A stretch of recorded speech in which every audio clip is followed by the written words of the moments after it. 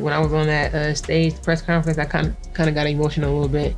Like, wow, I'm back here again where I started, and just how Stephanie White was speaking so highly of me. Like, I'm like, this is where I need to be at, and this is where I belong, and I'm just so happy to be able to come back and handle some unfinished business. Nobody wants to play with the Indiana Fever. Remember when Cheryl Swoops said that? People in the Fever were like, y'all. That's not my point. There's a lot of other going on that players are like, this ain't where I want to be. Over there. Yeah. Yeah.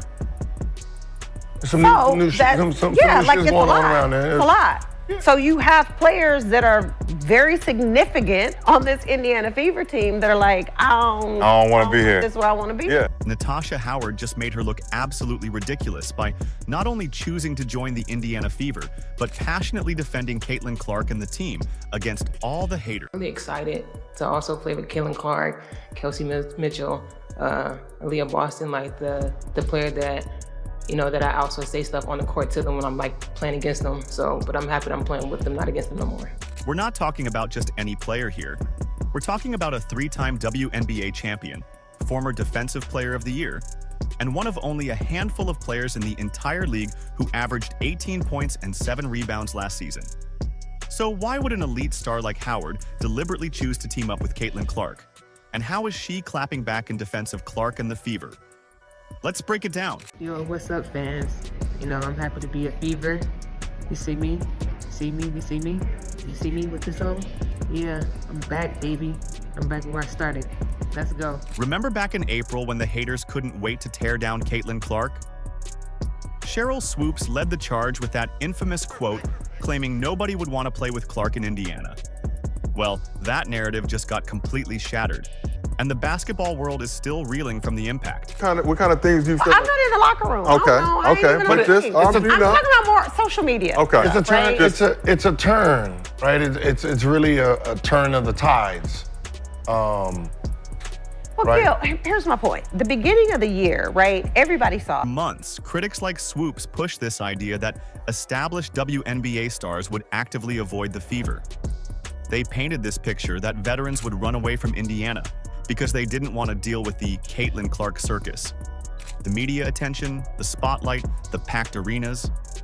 It became the go-to talking point for anyone looking to diminish Clark's impact on the league. 3 WNBA MVPs in your career. Would you consider each of those 3 seasons as dominant seasons for yourself?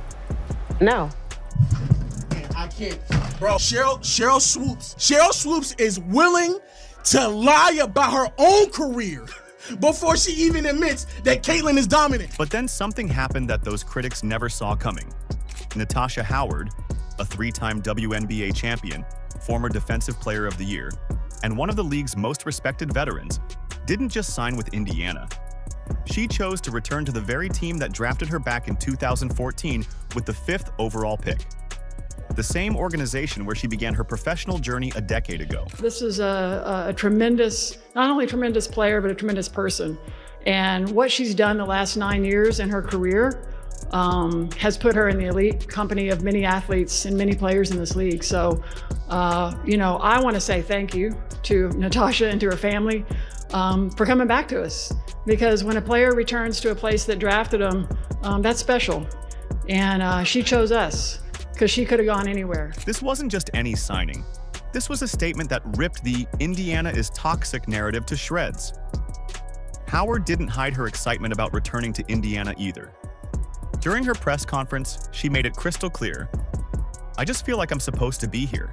I'm happy to be back where I started, and also for my family and friends who also see me back where I started that as well. At the end of the day, the way Indiana came at me with everything they promised me and they keeping their promise, they sold me. And I took the bait for it, and I'm happy to be back where I started and also being back with Coach. So, and Kelly, and also Amber as well, bringing her along. It's just a blessing to be back where I started, and also for my family and friends to also see me back where I started at as well. It's just amazing and a grateful feeling to be back in a Indiana Fever jersey. What makes this even more powerful is that Howard wasn't pushed to Indiana or settled for the Fever as a last resort. She had options. plenty of them. That's a good one right there. I'll be back like Number 33, the original. Back at it. Oh, Jersey. Look, the original. Right, we was with Adidas. Look at that. 2014, y'all. 2014, right there. The emotional weight of this homecoming was on full display during Howard's signing when she was presented with her original Fever jersey from 2014. It wasn't just a contract signing. It was a full circle moment that visibly moved Howard, connecting her past to what could be an incredible future with this revitalized Indiana team. Coach Steph is always being on my butt about hustling, working hard. You know, do the little things, because the little things gonna take you a long way. And when I got the minutes that I played my rookie year, I took every advantage of it, and I'm happy to be back next to her, playing with her and her coaching me. And Howard wasn't some afterthought in the Fever's offseason plans. As Kelly Krauskopf, the Fever's general manager, revealed, "When Amber and I started talking from the beginning, the person that's sitting next to me is a high-integrity, high-class, great teammate. Howard was their top target from day one, a player they strategically pursued to transform their roster." We have the talent, but first of all, we have the people to actually do it. So my thing is, like, I'm happy, like I said, to be a part of this, and also bring the leadership and the desire to, you know, to show this young group what it takes to win a championship. I have 3, so my thing is, like, to show them you can't take no days off in practice. You gotta think, when you practice, it's the way how you play. So my thing is, like, coming in, I'm just gonna show them, like, this is how you work hard. So when you work hard, it's gonna be easy in the game. It won't be as hard. So my thing is just bringing that championship mentality to the locker room and to this team. The Fever's COO, Amber Cox, couldn't even contain her enthusiasm when introducing Howard, noting, "People say you should have a one-page resume. Natasha cannot have that. It is several pages. The list goes on and on and on.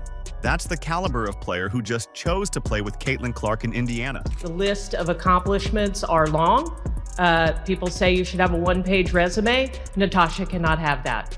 It is several pages. 3-time champion, 2-time All-Star, Defensive Player of the Year, Most Improved Player. I mean, again, the list goes on and on and on. But what truly makes this signing special, what completely dismantles the swoops-led narrative, is Howard's own powerful words about why she returned.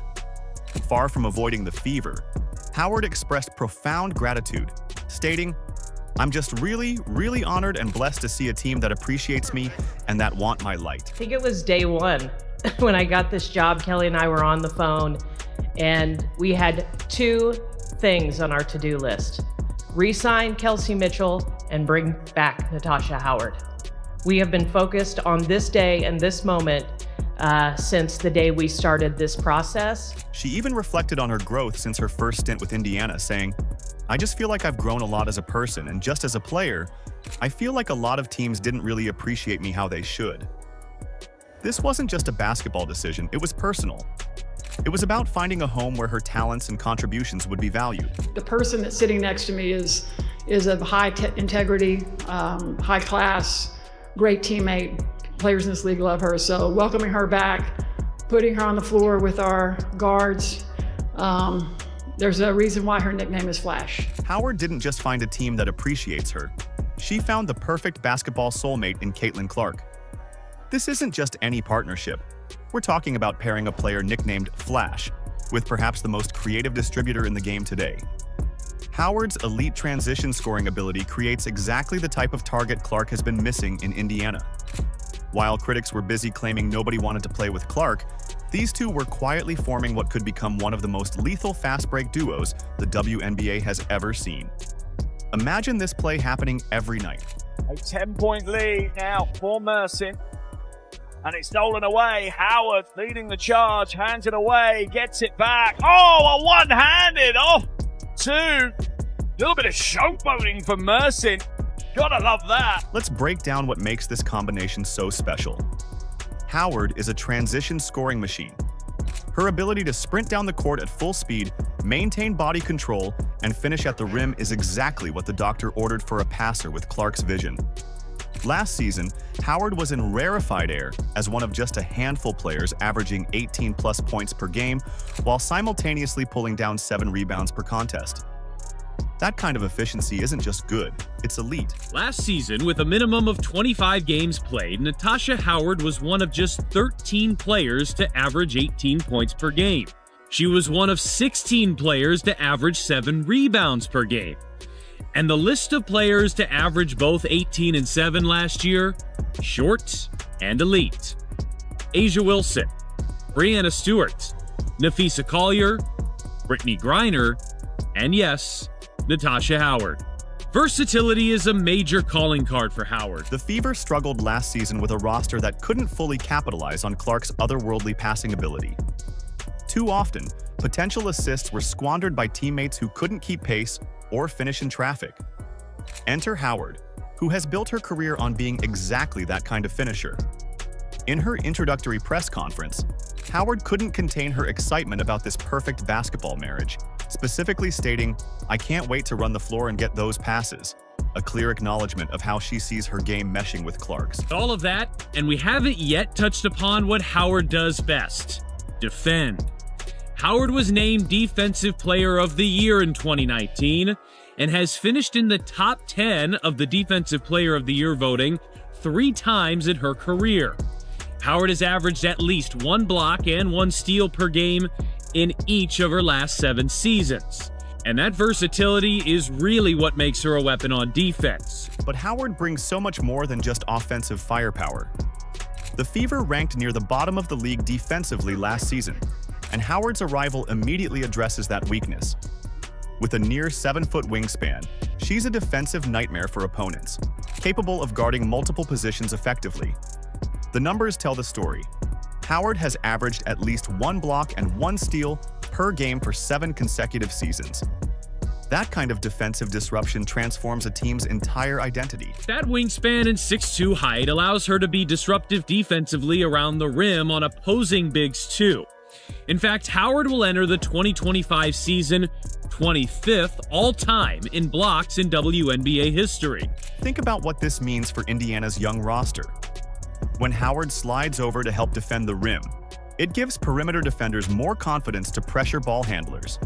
When she jumps a passing lane with those long arms, it creates transition opportunities in the opposite direction, right into the hands of the game's premier outlet passer in Clark. And when Howard calls out defensive rotations with her championship-tested voice, the entire unit becomes more cohesive. It's going to be Caitlin Clark flash show. So it's going to be phenomenal playing with a point guard, like you said, that have a good vision on the court, because that's like as soon as she gets the ball in her hand, she's throwing it up because she already sees the person down the court before she even gets the ball in her hand. So that's one thing I love about her vision on the court. I really can't wait to catch all those passes and give her all the assists that she needs. The nickname Flash wasn't given to Howard by accident. Her quick twitch movements and ability to appear seemingly out of nowhere to make plays are precisely what the Fever lacked. Clark's pinpoint passing accuracy is wasted if receivers can't create separation or find open spaces. Howard excels at both, using her speed and basketball IQ to consistently put herself in advantageous positions. Caitlin in particular, what do you see from her game during her rookie year, and just what's an excitement level playing with someone like that who has just changed the whole landscape? She can spread the floor by shooting. She could dictate the floor as a point guard. She's an amazing passer, so I can't wait to run the floor and get those passes. Like she just grown just this past season, just like how she take the game day by day, and also just learning from other players and stuff. So I'm just really excited to be a part of this team and also ready to catch her passes. Imagine the nightmares opposing coaches will have game planning for this duo. Focus too much attention on stopping Clark's passing, and Howard will feast on one-on-one matchups inside. Pay too much attention to Howard rolling to the rim, and Clark will find shooters spotting up on the perimeter. It's a pick-your-poison scenario that could elevate both players' games to even greater heights. That pick-your-poison duo is just the beginning of Indiana's transformation. When Sheryl Swoopes boldly proclaimed, "There's a lot of things going on in that locker room," she couldn't have been more wrong. The Fever didn't just add Natasha Howard. They assembled what might be the most dramatic one-year roster overhaul in WNBA history. And the results? Well, let's just say Swoops might want to eat crow right now. Just playing with my teammates, just getting to know my teammates on and off the court. Cause that's one thing I actually want to know is my teammates first, and then know them on the court as well. The Fever's front office didn't stop after landing Howard. They've methodically built a championship-caliber supporting cast that has the basketball world buzzing. DeWanna Bonner, a proven champion with championship DNA woven into her game, chose Indiana. So did sharpshooter Sophie Cunningham, who brings her playoff experience from the Phoenix Mercury. And don't forget veteran point guard and two-time champion Sydney Colson, whose steady leadership and championship pedigree will be invaluable for the younger players.